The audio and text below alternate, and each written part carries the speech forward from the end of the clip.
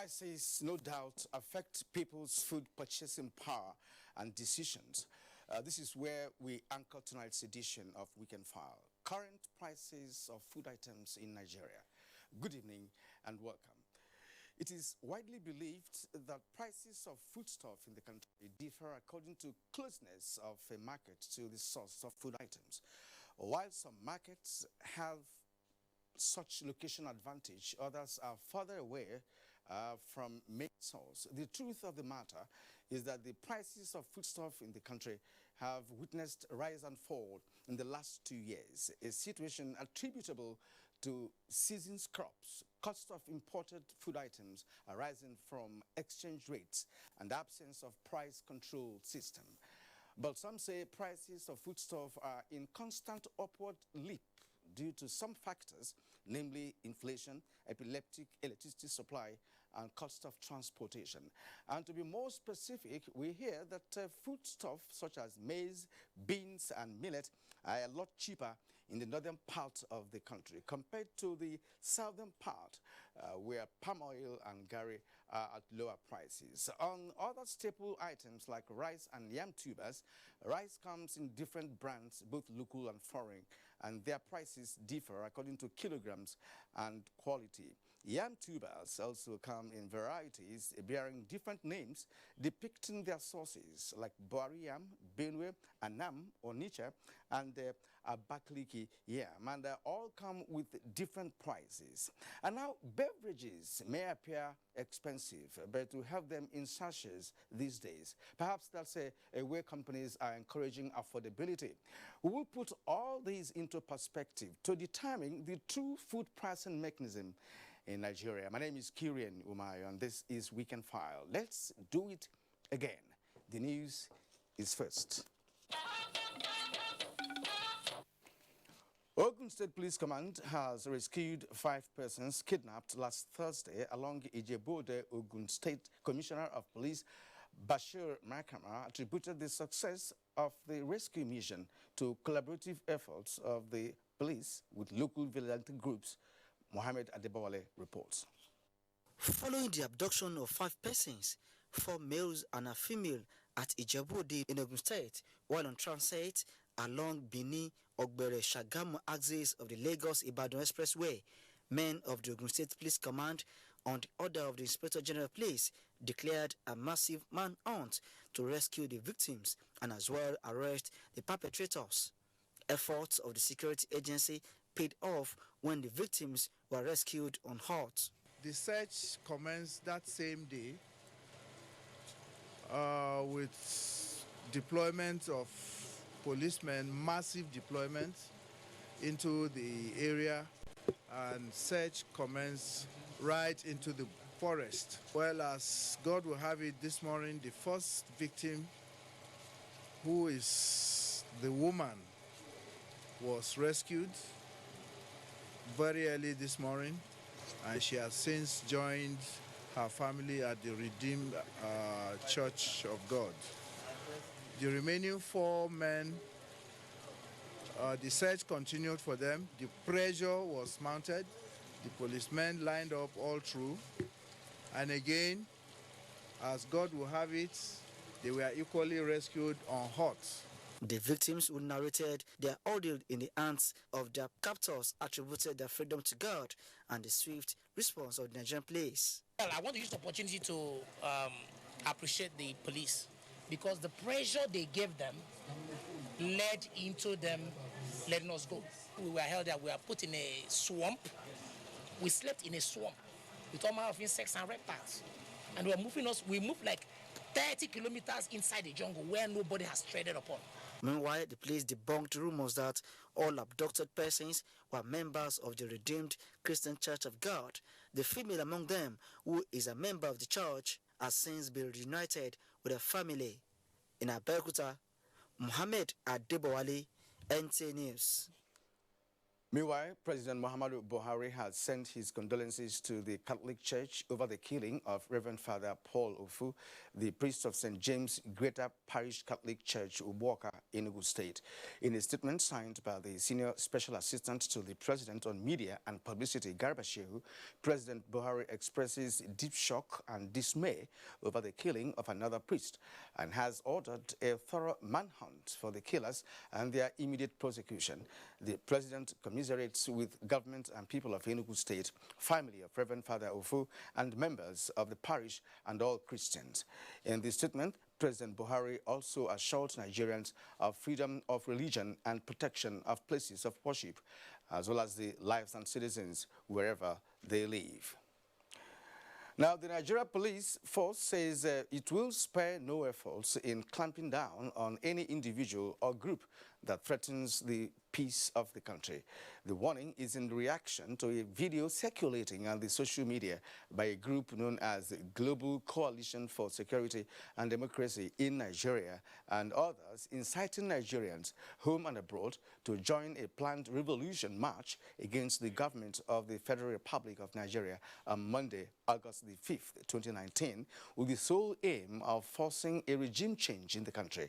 A statement by the Fourth Public Relations Officer, DCP Frank Mba, indicates that the call amounts to treasonable felony, an act of terrorism, and that the police will therefore not stand and watch any individual or group in the society cause anarchy in the land.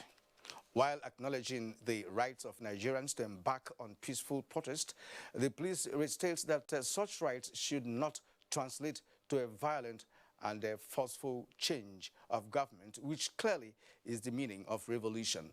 The statement warns the organizers, sponsors, allies, supporters, associates, and sympathizers of the group, the Global Coalition for Security and Democracy in Nigeria, to steer clear of any such planned protest or demonstration as an act of incitement and proposed revolution, as the full wrath of the law will be brought to bear on any individual or group engaged in found participating in the above planned criminal act. Parents and guardians are therefore enjoined to call their children and wards to order. Youth from 60 different countries converged on Abuja, Nigeria, to discuss the place of young people in the world in the 21st century. The event was held in honor of the visiting Director General of the International Labour Organization. State House correspondent Chida Onifado reports that Vice President Yemi Osinbajo was inspired by the new thinking of the youth. Vice President Yemi Osinbajo notes that it is heartwarming hearing young people now talk about opportunities in their conversations around employment rather than the problems. The Vice President says youths only ask for what government is going to do to make it easier to do what they love doing.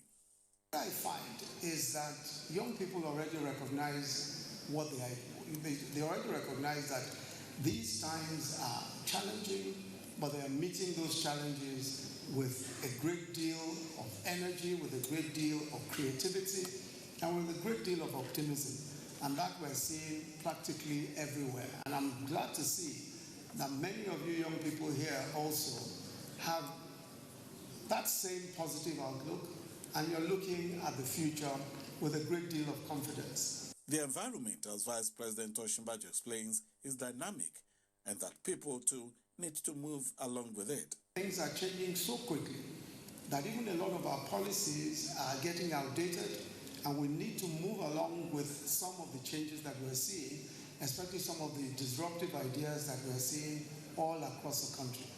And this, I'm sure, is the same all over the world.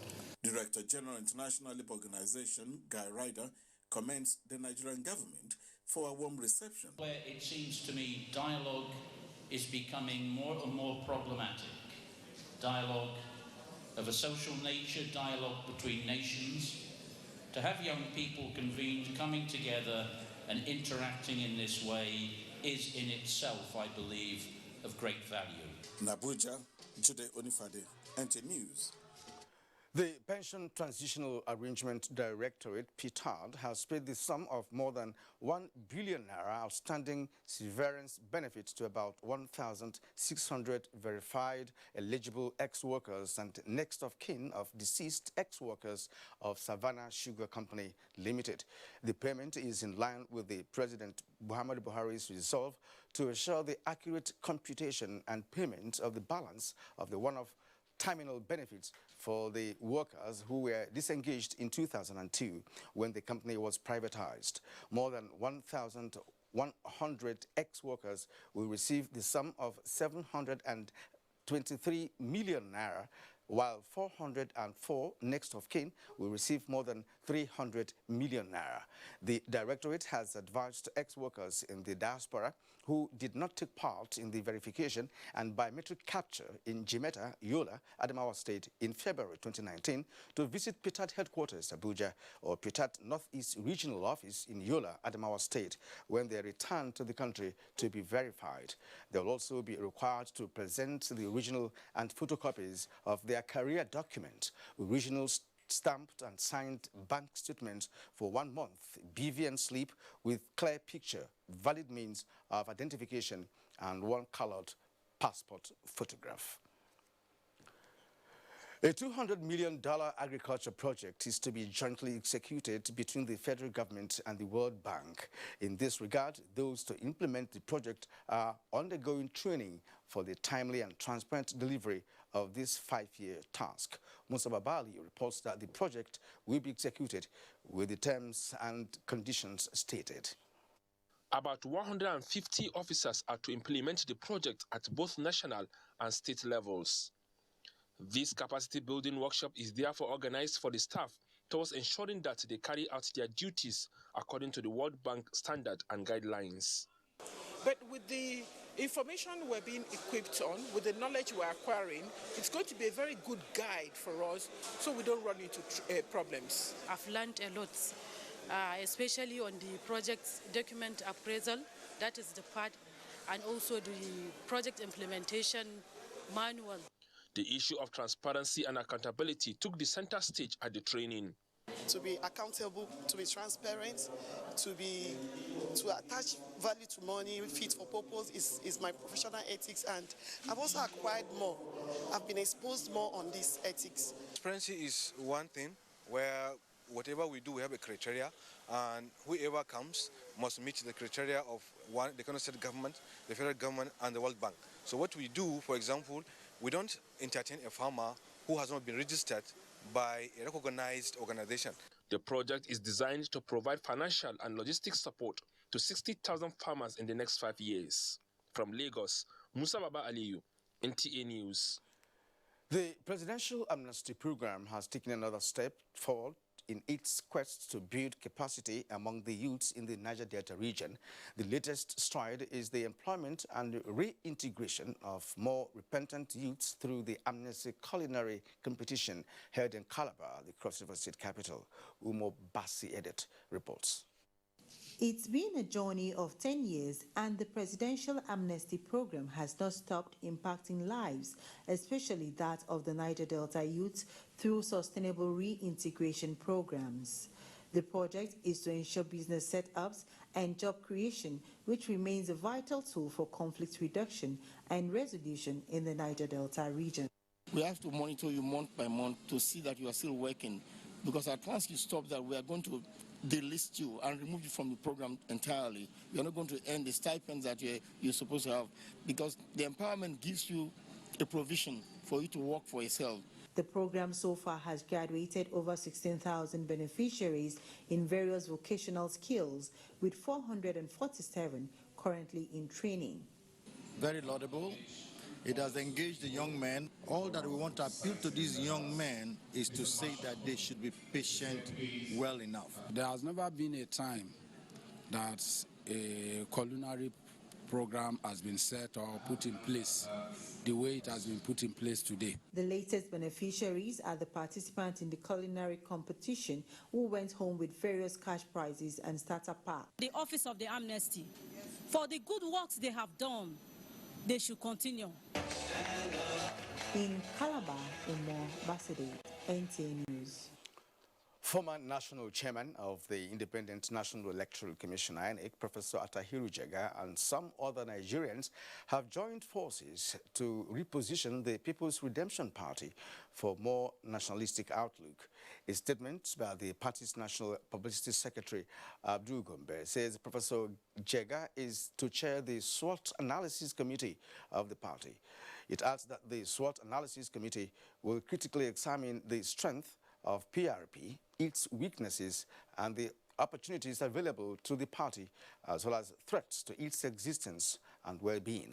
Other committees also constituted mobilization, finance, and funding. The Guild of Entrepreneurs has upheld the task of reducing hunger and poverty in Africa. They took on this responsibility at the induction ceremony by the Institute of Strategic Entrepreneurs of Nigeria. Elizabeth Omori reports that the Director General of the NTA, Ibn Yakubu Mohammed, was conferred with a Distinguished Fellowship Award at the ceremony held in Abuja. With the recent signing of the African Continental Free Trade Area Agreement by President Muhammadu Buhari, Nigerian entrepreneurs are beginning to indicate their interests in harnessing the potential of the agreement.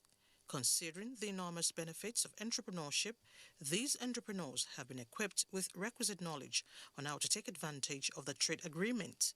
Joseph Unduka is an entrepreneur. He's committed to contributing to the gross domestic product of the Nigerian economy through local impact. He says startup capital is still a major challenge. Release funds to them, monitor them, use agencies, regulatory agencies, to make sure that their product is globally certified. The government, in their own innovation too, they are making a lot of impact to make sure that the entrepreneurs of today stands well. Creative thinkers and problem solvers who have contributed immensely to the nation's economy in their various endeavors were conferred with fellowship titles in different categories. One of the recipients is the Director General of the Nigerian Television Authority, Yakubu Ibn Mohammed, who was conferred with a Distinguished Fellowship Award. He was represented by the General Manager, NTA Parliament, at the event. For NTA and the DG, who is on the affairs there, it's promotion of entrepreneurs that we know is going to lift the economy. If you notice, the next level agenda of government is to promote medium and small businesses. Take the risk, sustain the business, and ensure that it gets to a peak of it. The entrepreneurs are calling for more support from the government in order to create more jobs, generate wealth, and by extension, solve some of the social challenges confronting the nation. In Abuja, Elizabeth Omori, NTA News. Empowerment of women as a strategy to address social vices which impede economic development has continued to be popular, especially among not-for-profit organizations. Elizabeth Omori again reports on one of such empowerment programs in Kuje on the outskirts of Abuja. They collect credit, before I sell fish, they're going to worry me that it cost me. Give me my money, only 2 days I give you to sell. That 2 days, if I never sell, now so my mind would shake. Veronica is a widow and a trader who has been fending for herself and her children since her husband died. Her situation is not different from that of so many others in this hall who are ready to change the narratives of wallowing in self-pity and dependence to becoming self-reliant. This is courtesy Glimpse of Life Foundation, which offered financial and empowerment support. Think big and start little. No amount is too small. I have come to learn so many things concerning this bookkeeping and accounting.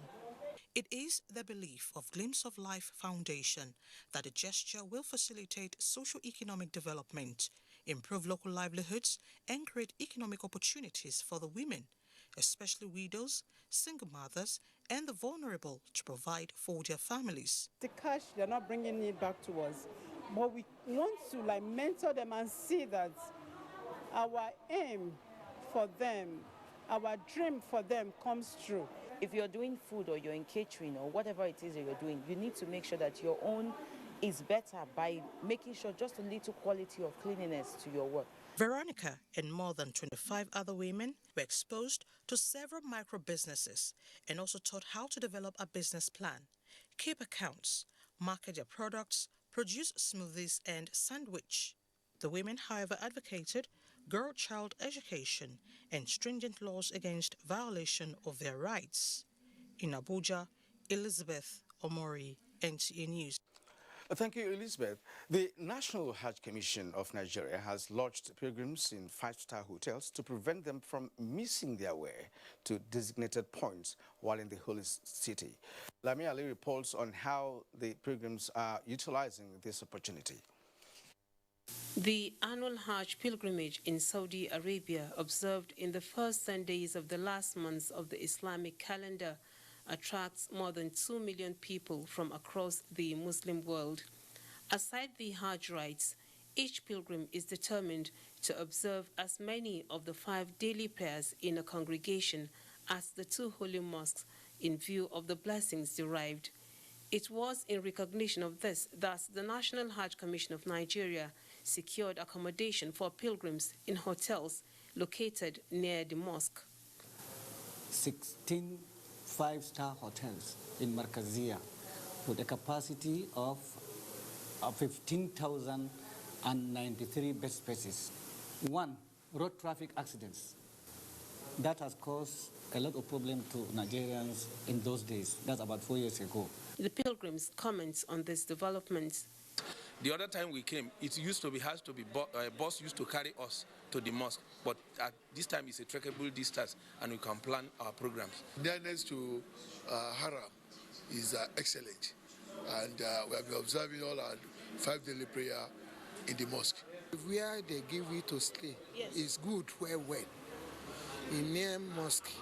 More than 30,000 Nigerian pilgrims have so far arrived the Holy Land for the 2019 Hajj exercise. In Medina, Kingdom of Saudi Arabia, Lami Ali, NTA News.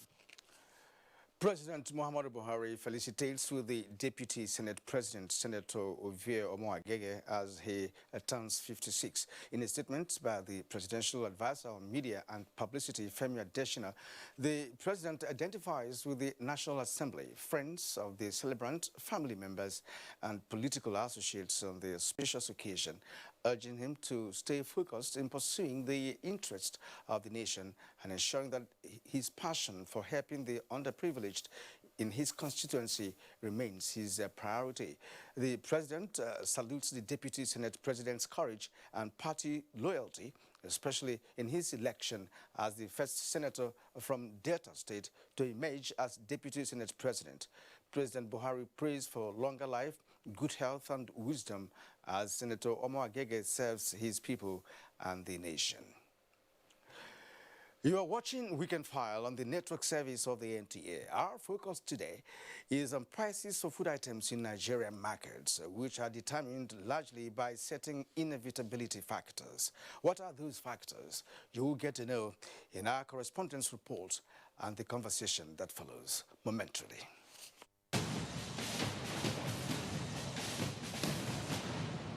Listen to the voice of terror. Kana ganin maulidi inna idan maulidi ya dinka miliyoyi suka darka ko da tun daga tudun tsaunin aso ka hango milamilai aka ce menene aka ce duk mutane ne me suka zo zama maulidi amma gashi nan suna zuwa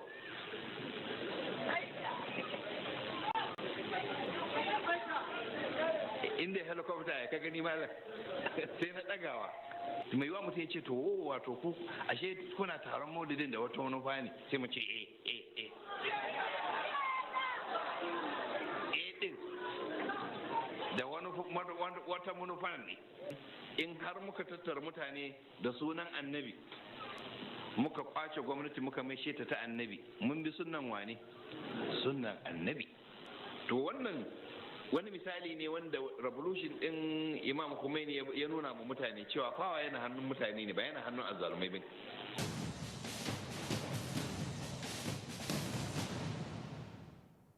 Glow and Maple. Get 5 times recharge with *555* PIN hash. Make I sell my market finish first, eh? I will call you back. Oh. Glow Unlimited. Bayes University is a fully licensed university operating since 2011 and has grown to have 32 accredited programs in 6 faculties. This includes computer and applied sciences, management and social sciences, engineering, environmental sciences, law, and basic medical sciences. The university also offers postgraduate programs and foundation courses in a conducive learning environment with modern teaching facilities and high-quality national and international staff.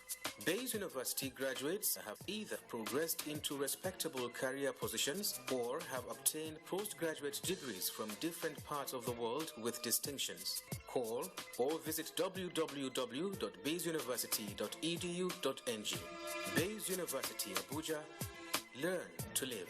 Following confirmation by the Senate, all ministers designate are by this notice informed the relevant documents for their study and guardians preparatory to the inauguration of the Cabinet shall be available for collection at the Office of the Secretary to the Government of the Federation, Cabinet Affairs Office, from 10 a.m. on Tuesday, August 6, 2019. Ministers designate are also requested to please bring along and submit to the Office of the Secretary to the Government of the Federation their updated CV in soft and hard copies, as well as any valid identification document. In view of the need to allow ministers designate enough time to study the documents and considering the upcoming summer break, His Excellency Mr. President has approved an induction retreat for ministers designate to be held at the State House Banquet Hall, Abuja, from August 15 to 16, 2019. For further clarification, please contact the Permanent Secretary, Cabinet Affairs Office, Office of the Secretary to the Government of the Federation. Wishing you a happy Salah and looking forward to seeing you at the retreat. Boss Mustafa,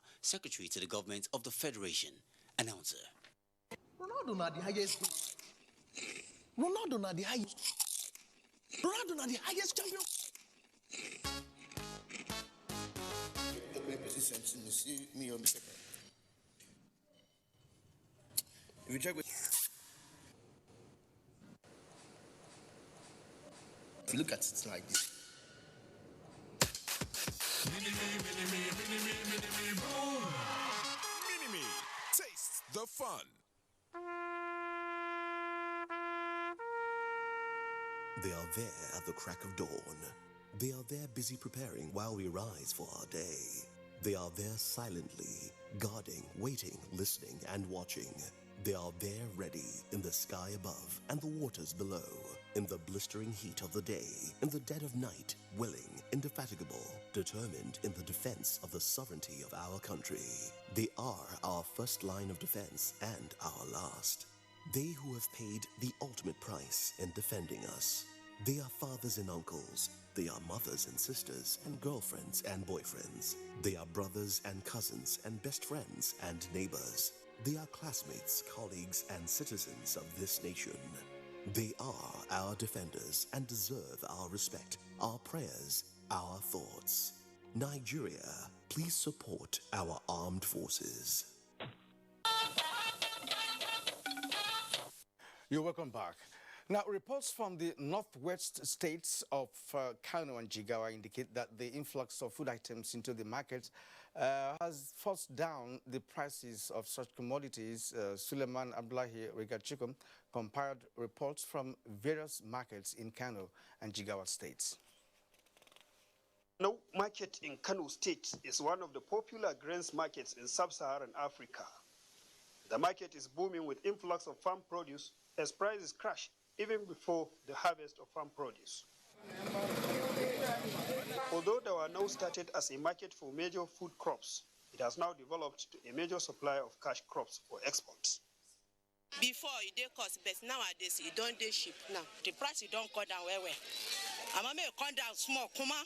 Yohannes Hassan Barrow reports that a bag of beans which sold for 14,000 naira is now 12,500 naira. Millet is now 9,000 naira as against the old price of 10,000 naira. Investigations have indicated that there are new entrants into the farming business at various categories. We have new entrants, large-scale farmers, medium-scale farmers, and small-scale farmers. And from Jigawa State, Hassan Shehu reports that there is a significant decrease in prices of foodstuff at Maigatari International Market. Analysts attribute the development to bumper harvest experienced in the state last year. 2017, imagine a mudu of gyro cost to the common man 640 naira vis-a-vis the present price, which is 200 naira. You are in Maigatari market. You are living witness that the prices of foodstuff has fallen.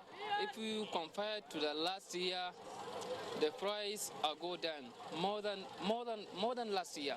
Although there is a boom in the availability of farm produce to the satisfaction of buyers, sellers are, however, complaining of low patronage, an indication that many people are into farming as encouraged by the present administration. In Kaduna, I am Suleiman Abdullah Rigachikun, NTA News. Now, in the South geopolitical zone, specifically Rivers State, increase in the prices of food items is attributed to deplorable state of roads and security challenges. The Barry Siedoma Nweke reports.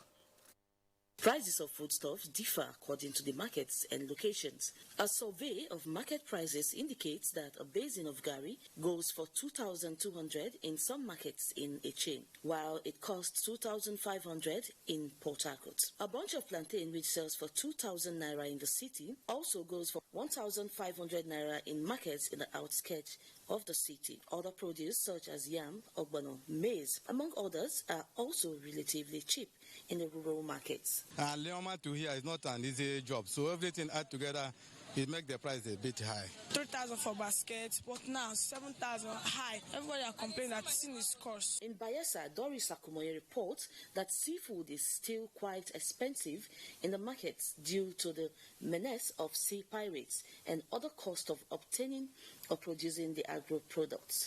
We need light, our fish full room. Nowhere to try. With the provision of facilities such as silos, pesticides, affordable fertilizers, locally fabricated meals, the level of waste of agricultural produce will be reduced and become more affordable or relatively cheaper. In Port Harcourt, Deepa Barry, Siedma, NTA News. As the saying goes, different strokes for different folks. While those in the South lament the increase in the prices of food items, residents in Maiduguri are smiling. Let's find out why from Naomi Abaku. Prices of food items are usually high during the rainy season in Maiduguri markets, owing to the reason that grains were being taken out of the country through Borno borders to neighboring countries of Niger, Cameroon, and Chad, or even beyond. But security challenges and counter-insurgency operations along the borders have slowed down the cross-border trade in grains, as well as low purchasing power of local consumers, leading to drop in prices. Compared to last year, there's great difference. Even maybe it's half of the price we bought last year. 100-kilogram bag of maize goes for 9,000 naira, and the 50-kilogram is 4,500 naira. From Damaturu, Mustafa Yusuf Musa reports that farmers and grain dealers are lamenting over the drastic drop in price of grains at the peak of the rainy season. A market survey conducted in Damaturu indicates that a 50-kilogram bag of beans costs 9,000 naira, while that of maize is 8,000 naira.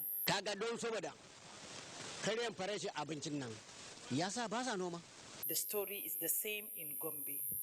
The people that store, they're supposed to be getting gain. They tend now come down.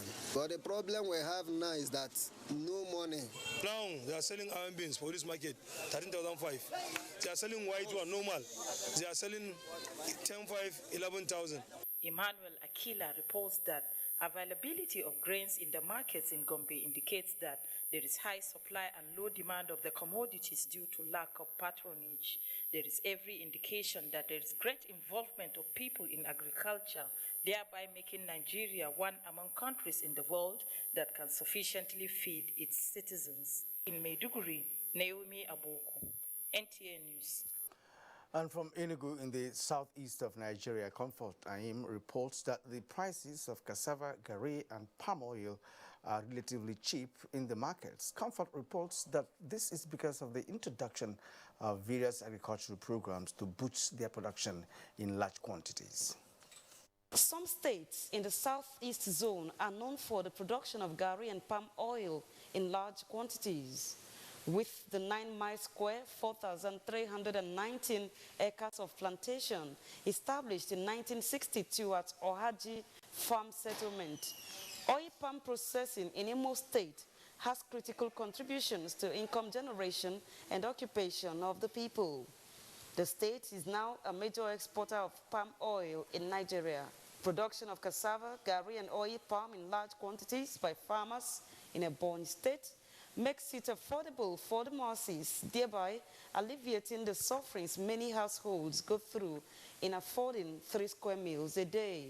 How do we process, package, and export our garri and cassava to other states? We want to hit the world market. A visit to major markets in Enugu State, prices of garri and that of cassava are relatively cheap with the harvest season. For instance, a bag of garri since June 2019 goes for between 5,000 naira and 5,500 naira, as against 6,500 naira sold during December period. Basin 2005, big basin.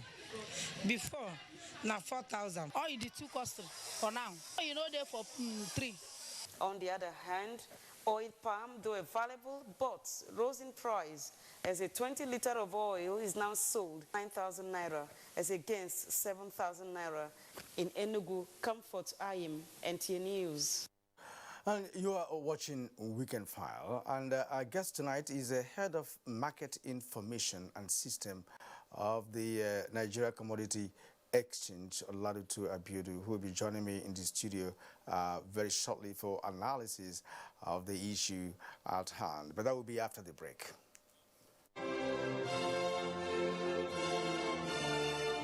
The Nigerian national flag is a sacred national symbol. It is a mark of patriotism and a show of love for our nation to fly the national flag correctly, in the right colors, right dimension, and in the right sizes for each occasion. In recent times, it has been noticed that government offices, corporate organizations, banks, embassies, and other notable institutions fly faded, shredded, and haggard-looking versions of the national flag. This is wrong and must stop. It has also been noticed that some citizens prefer to popularize the national flag of other nations. Fellow countrymen and women, let us be patriotic. Come, let us show love for our motherland. Fly the correct versions of our national flag in all relevant places. Be patriotic. Be proud ambassadors of our great country. This message is from the National Orientation Agency. These days, people get their news and information from more media sources than ever before. Some of the news and information given are fake, unverified, doctored, and manufactured to create confusion, stir disaffection, and cause disunity. Before you believe or share any news, ask yourself, is this real? Is it from a credible source? Is it verified or verifiable? Fake news is dangerous, whether you do it for fun or for political gains. Real people can get hurt. Fake news, don't create it, don't spread it. This is a public service announcement from NTA. We now have in the studio head of market information and system of the Nigerian Commodity Exchange, Oladutu Abudu. Ms. Abudu, welcome to Weekend File. Thank you very much. Yes, you have watched reports from different parts of the country. But I want to ask you, have the findings of these reports in any way coincided with reports you are getting from your agents across the nation in terms of prices of food items? Yeah, the reports is in tandem with the reports we get from the field. As we speak, prices of commodities, especially the grains, have dropped in the northern part of the country, and in the southern part of the country, the prices are higher than what we have in the northern part of the country. I think the reason for that is that at the northern part of the country, that is where the production is being done. That's the production center. And the southern part of the country is the consumption center. And some variables will add up in making the prices at the southern parts to be higher. I talk of the transportation, talk of the risk premium, and some other factors. So when somebody buys from the north, moves to the south, he needs to pay goods insurance, and there are other levies that will be paid on the road. All these would definitely add up to the cost or the price that the commodity will be sold in the southern part of the country. All right, thank you. It's been a tradition that prices of food items go high during planting season. But this time around, the story is different. What do you think is responsible for the reverse? Yeah, I think we have to give kudos to the federal government. If you look at the agricultural policy, agricultural promotion policy of the present administration, the priorities of the policy includes food security. It includes exporting of commodities. It includes job creation and income generation. And the government has gone a long way in backing up and making sure that the policy works. The Central Bank of Nigeria has actually waded in, and they have supported agriculture production greatly. The Anchor Borrow program is there. There are other intervention programs of the Central Bank of Nigeria, the Commercial Agricultural Credit Scheme. So these have made a lot of people to take agriculture as a business, and a lot more people have also been involved in agricultural production. And you can also talk about the climatic factor. You know, if you have good climate, you expect to have a bumper harvest. So all these has made it possible. Coming from last year, people still have stocks of the agricultural production. And definitely, when we get to this season of planting again, they don't have a choice than to release those stock. And that is the reason why the prices are down. And because very soon, in the next 3 months or thereabouts, we'll expect new harvest. And if you don't sell, the producer, the farmer is going to lose out. Yes. Do you have any food storage system? Because some persons may not want to sell their produce now that we're in the planting season. Yeah. The Nigeria Commodity Exchange, we stand on 3 tripods of price discovery, quality assurance, and sanctity of the contract. And for us to effectively achieve this objective, we have warehouses spread across the country. What it means is that any farmer or farmer groups that are desirous to sell their commodities on the exchange, they need to take their commodities to accredited warehouses. Not just warehouses. These warehouses are managed by experts, warehouse operators and collateral managers. And the warehouses are insured, meaning that the farmers can be rest assured that the commodity is safe, the quality is going to be maintained, and by the time the price begins to appreciate, they cannot decide to sell. So we are working on more acquiring and renovating more warehouses so that we can increase our capacity to store these commodities. All right. There are reports that Nigerian markets are open for about 12 countries, from Africa, and who are coming to buy our grains. And one is tempted to ask if the government is really getting the backward integration from those transactions. Yeah.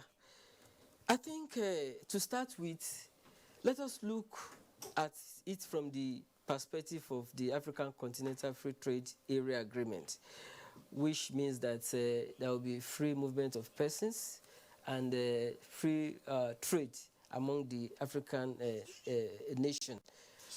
So what it means is that this should not be too much of a cause for worry for us. But what the government needs to do is to strengthen the commodity exchange so that government could have income, revenue from the activities of these people that are coming in to buy from Nigeria. As it is today, government does not really have enough statistics of how much quantity, what is the value of this transaction that is going on. But with the commodity exchange, they were going to keep good record of what is sold, how much is sold, quantity that is sold, and the income will go to government in terms of the commissions, trading commissions that will be charged. It's definitely going to be a plus to income generation efforts or income drive of the government. So another angle to it is that people will be spurred to invest more in agriculture because they know that the platform is there to sell. And as more people are coming in, a lot of people are taking up businesses, production, in agricultural production, and our food sufficiency level is increasing by the day. All right, tell me about the viability of the formal commodity market. The formal commodity market or the commodity exchange is very, very viable. It is the way to go. You know that in the traditional informal markets, you can't be too sure of the quality you are buying. We have had instances of rejection of our commodities exported to the EU. In 2018 alone, NAFDAC received alert from the EU where about 44 products, food products from Nigeria were rejected. So the reason is because this product or this commodity, they were not sourced on the commodity exchange. The commodity exchange promotes quality assurance, quality certification, quality assaying. The buyers require some parameters, quality parameters. These parameters, the exchange ensures that these parameters are there. So the issue of rejects of our products at the international market will no longer occur. If you look at the local agro-processing company too, the companies that are producing agricultural products, using agricultural commodities as their raw materials, they also need to make use of good quality. Because if they don't do that, their balance sheet will not be okay. They might need to spend a lot of money to repair their broken down machines because maybe they ended up having half stone, half grains, which is not very good for them. So the potential for the commodity exchange is very enormous.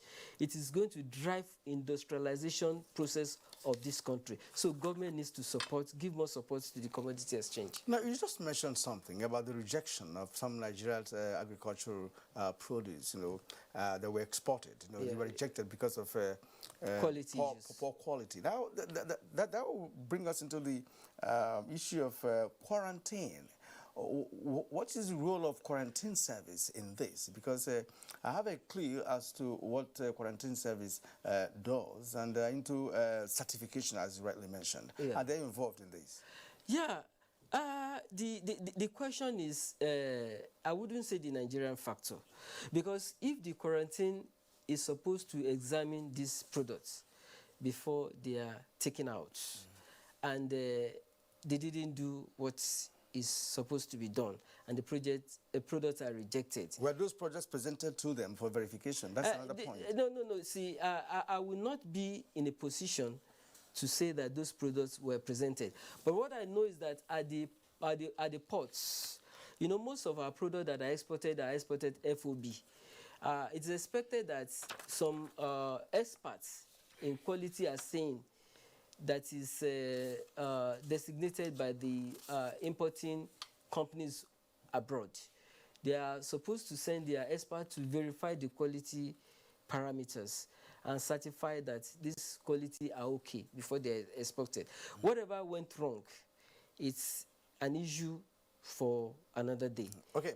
All right, thank you. You were just talking to us about the formal commodity market. Yes. Now, are the markets open to small smallholder farmers? And I mean, how can the formal commodity market benefit the smallholder farmers? Yeah, the first thing we have to understand is that Nigeria agricultural production is dominated by smallholder farmers, and that their capacity is very low in terms of output, yield per hectare, and so on and so forth. But for these smallholder farmers to benefit maximally from the exchange, they need to organize themselves into farmers groups to be able to have sufficient volume to trade on an exchange. Because the exchange is a wholesale market. We trade in tons. We trade in contract size. A contract size of maize, for example, is 5 tons. In our local parlance, we all know that in most of the markets, a bag of maize is 100 kg. If you sum that together, it means you're talking of 50 bags of maize to be able to get 5 tons. So some of these farmers may not have that capacity, but by the time they come together in groups, they'll be able to get that great sufficient volume, and they can trade on the exchange. And we are really working with the farmers. Not quite long ago, we went to Benue State to train some farmers on how they can access the platform. In Ekiti State, we are having relationship and cooperation with some farmers, and so on and so forth. So we really want the smallholder farmers to come on board. There is room for them. They just need to organize themselves, and by coming to the exchange, they're going to benefit maximally in terms of pricing, in terms of also planting the right quality. Okay. Now, in your earlier comment, you talked about paying of levies by those transporting food from one state to the other. There are many levies to pay, and one would like to ask as to the legality of such levies, because there are just too many. You see, most of these levies, some local government officials will mount some roadblocks and would make sure that whoever that is moving the products or the commodities pays some form of levies. So, but I think this is a cause for concern. We need to really look at it, whether these levies are legal, whether it is illegal. But with the commodity exchange, really, some of these issues can be resolved. So at this point, you're satisfied with the prices of foods in Nigeria? Yeah, it's good for the country. It's good for food security. It's even good for exports. It's good for job creation. It's good for income generation. And I think kudos to what government is doing at the in moment, revamping the agricultural sector. All right, thank you very much, Oladutu Abiodun.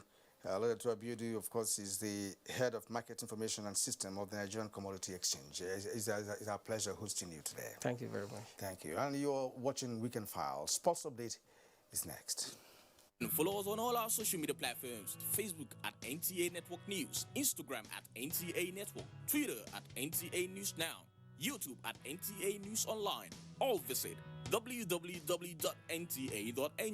For live streaming, visit www.nta.ng/live. Now, you can stay updated on the go, be it on your TV, iPhone, laptop, or iPad, or download the NTA mobile application from your Play Store or App Store. NTA, you can beat the rich. Now, Egypt dominates the just concluded 2019 International Table Tennis Federation African Club Championship in Lagos. So Lumide Eguntola tells us more. A 50 table tennis club from Africa converged on Lagos to compete at the 2019 ITTF African Club Championship in Lagos. At the end of the championship, ENPPL of Egypt beat SOJ Table Tennis Club of Nigeria 3-1 at an explosive final decided at the Teslim Balogun Stadium, Lagos. Al Ali of Egypt won the female category 3-0 at the expense of Kenan Queens of Nigeria. The finals was perfect. All the players tried their best. This is a big honor for my club and for my country. Meanwhile, the ITTF Continental Cup of Africa is currently going on at the same venue. The Nigerian Olympic gold medalist Enefiok Udo Obong has commenced a week-long athletics training program for children between the ages of 8 and 16 at the Yaba College of Technology, Lagos. The program, which holds twice in a week, provides a platform for talent identification, top-class training with Olympic values, as well as the basic techniques of a future Olympian. They have to be students of the sport. So tell them about the records, the history, the rules. So you teach them and let them get excited. The Lagos State Blind Sports Squad have organized its maiden competition, tagged Light Up Our Hopes at the Road Park, Yaba. About 75 blind sportsmen and women featured at the event in 5 sports, namely judo, braille chess, goalball, ayu, and powerlifting. The athletes are hoping to take part in the forthcoming World Blind Powerlifting Championship in Egypt, scheduled for November 2019. Organize this particular program to create awareness. We are yet to be registered, but we want people to support us. About 9 countries, including Nigeria, are currently vying for honors at the 2019 CAVB Zone 3 African Volleyball Nations Cup in Accra, Ghana. Team Nigeria on Saturday beat Burkina Faso 3-2 in its first match of the tournament, which featured both male and female categories. The Nigeria's second match is against Benin Republic on Sunday. With sports updates, Olumide Kuntola, NT News.